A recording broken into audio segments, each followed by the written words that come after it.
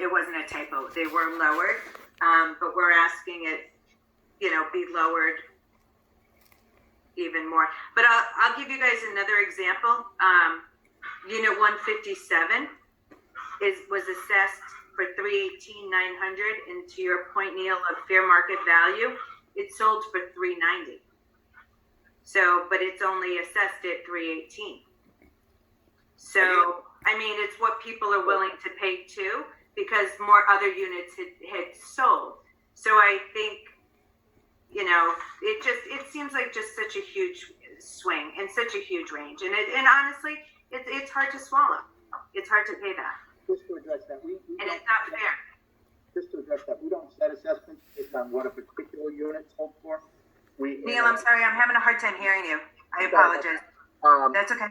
Just wanted to address that we can't pick a number just based on what a unit sold for. What we have to do is build a model, build an appraisal system to make sure that we get all of the assessments at what they should be assessed at. So, and what we usually try to achieve is a 95% ratio between what the units are assessed at and what they actually sold for. And we've done that, we've tested that within the different condominiums and made sure that things have stayed consistent that way. Are some people going to pay more? Yes. Are some people going to pay less? Yes. But we can't go, it would be spot assessing to try to just put a number on it to reflect what they paid. So agreed. Yeah, I agree with that. I just think from a fairness perspective, it doesn't seem like it exists there from an assessment perspective. Overall, the assessments represent 95% of what the units sold for in 2018. And that's how we built the model. Except for that example of 204. But again, you can't pick on a certain sale. What we do is we build the model based on every sale. And the median is going to come in at 95%. So we'll build the model, we'll adjust the complex factors that we have to get to that point. But then everybody's treated the same. Now, if there's a problem with the data, like you're referencing here, there's going to be a difference in the value. So, but the solution is really to clean up the data, make the values come in line. If you're right, there might be a difference between that finished basement and that rec room. I don't know. So and I hear you for saying that. Just to go back to that, exactly what you were saying though about what was sold, etc. That same unit 157 sold for $460,000 in 2005. So that was well before the 2018 assessment, but yet it still was only assessed at $318,900. Whole different market. It's also, we had a stock market crash in 2008 where we lost 40% of most real estate value. So we got to focus just on 2018. That was, by the way, when that unit was sold at 460. That was essentially the height of the market. Exactly. But it still didn't move its assessment needle. Is kind of my point. Just because the market changes, we only focus on the year we're doing the revale.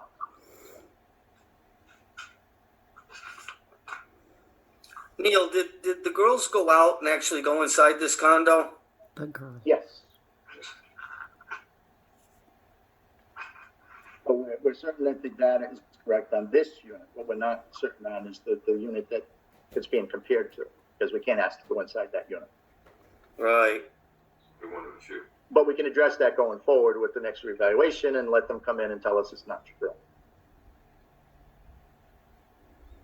Where did you get this information?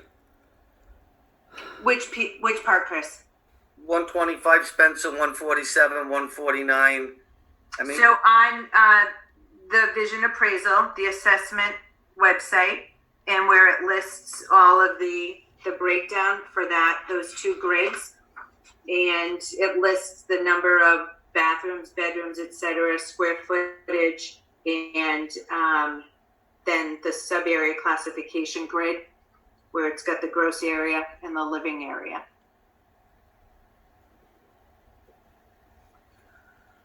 Well, Vision's been known to be wrong. I'm not saying they're always wrong, but they have made mistakes.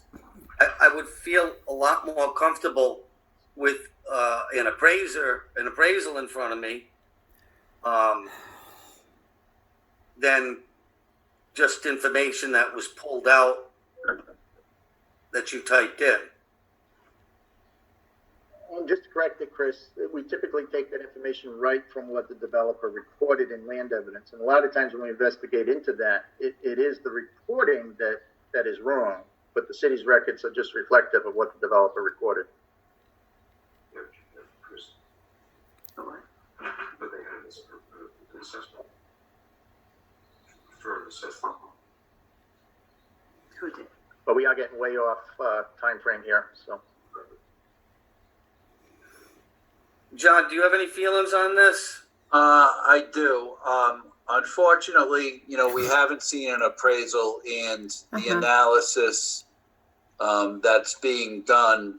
We need an appraiser to look at it objectively. Really? So I feel that, You ignored all of unfortunately, ours. this should be denied. Mm-hmm. I agree. All in favor, say aye. Aye. Aye. Okay, thank you, gentlemen.